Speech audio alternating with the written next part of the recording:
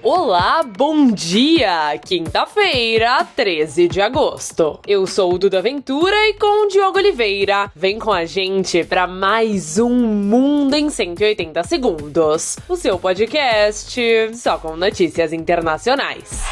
O presidente dos Estados Unidos, Donald Trump, assinou um memorando que permite que empresas americanas façam operações cibernéticas contra organizações criminosas transnacionais. Ou seja, as companhias vão poder vigiar e até destruir sistemas e redes usados por esses grupos criminosos. E isso inclui duas facções brasileiras. Isto porque em junho o PCC e o Comando Vermelho foram classificados como terroristas internacionais. E por isso podem, pelo menos na teoria, ser alcançados pelo novo programa. Pelo documento, as ações vão precisar ser aprovadas e conduzidas sob supervisão do governo dos Estados Unidos. E para que sejam alvos das operações, os grupos precisam se enquadrar na definição de organizações envolvidas em crimes cibernéticos.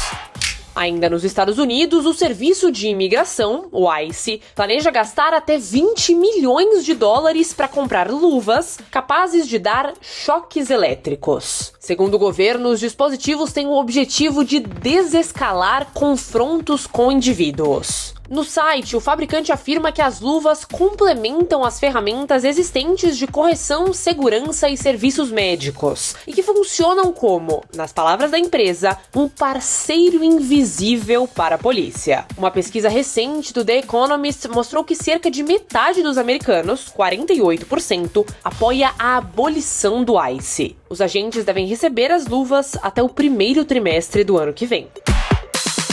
E o Irã anunciou que deve se tornar em breve membro do novo Banco de Desenvolvimento, conhecido como Banco dos BRICS. Com sede em Xangai, na China, o NBD funciona como uma alternativa às fontes tradicionais de financiamento internacional, como o Banco Mundial. Vale lembrar que desde 2024 o Irã faz parte do BRICS, que se expandiu para além daqueles 5 membros originais. Desde então, Teherã já vinha sinalizando que queria se tornar acionista do banco, mas esse movimento foi reforçado pelas sanções americanas ao país. Atualmente, o novo Banco de Desenvolvimento é liderado pela ex-presidente brasileira Dilma Rousseff.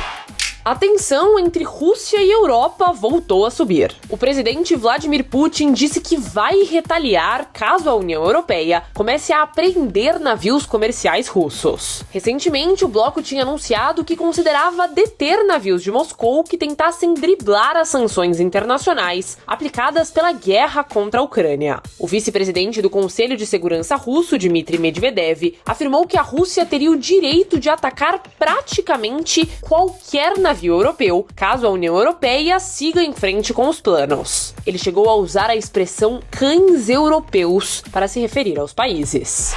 Na Índia, manifestantes tomaram as ruas do estado de Jharkhand, no leste do país, para exigir uma investigação federal sobre supostas irregularidades em concursos públicos. 11 pessoas envolvidas em fraudes foram presas e 4 integrantes da Comissão de Serviço Público do Estado renunciaram. O governo chegou a suspender o resultado de uma prova, mas não foi suficiente. Os manifestantes pedem que os exames sejam reaplicados e que autoridades façam uma investigação independente sobre as irregularidades.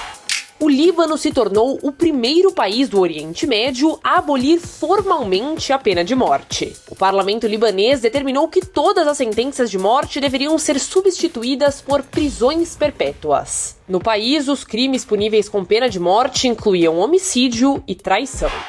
44 pessoas morreram depois que uma balsa naufragou no Zimbábue. Segundo autoridades locais, a embarcação tinha capacidade para 90 pessoas, mas transportava mais de 120 passageiros. A balsa pertencia à Agência de Desenvolvimento de Infraestruturas Rurais do país e estava viajando entre a cidade de Cariba, ao norte, e as ilhas e acampamentos de pesca da região.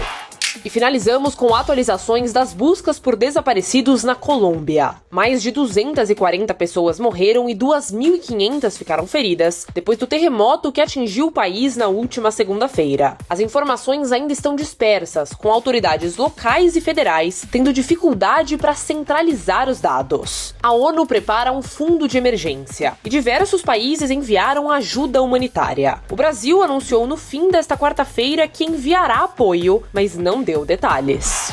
É isso, a gente fica por aqui. Pra vocês, um bom dia, um grande abraço e até mais!